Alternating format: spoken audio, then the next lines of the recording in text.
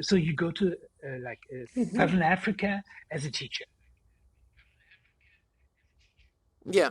So I was in a small village in the middle of the Kalahari Desert, close to the border to Botswana, and teaching English and things like this, basic computer skills, and you know. Various useful pieces of knowledge, anti-HIV prevention, things like this, Sure. in a school there.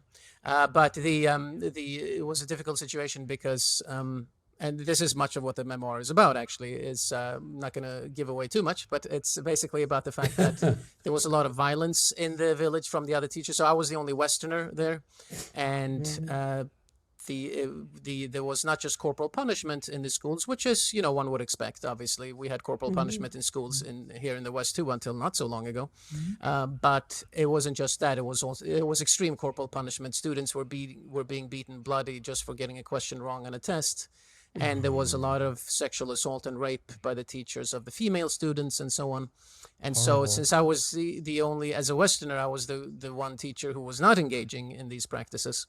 And so the students came to me for protection against the other teachers, which of course put me in a very delicate and precarious kind of a situation.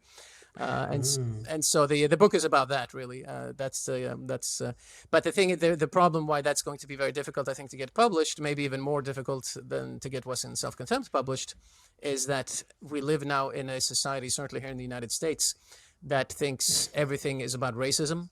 And so if a white person writes anything about Africa, it doesn't matter if it's good or bad, a white person writing anything about Africa is going to be considered a racist, of course. Especially in my case. Now, I say a lot of positive things about the culture, and I express a lot of love for the students also that I had there. But obviously, I'm also pointing at certain bad behavior that took place within the tribe. It was the Herero tribe. And obviously, if you're a white person writing about some African tribe, you're only allowed to say positive things. If you point to any negative aspect, everyone will immediately think that you're a racist, of course. And so I think that's going to be a difficult book to get published, but hopefully it'll work out. I'm very stubborn, so that's one advantage. That's good. Yeah.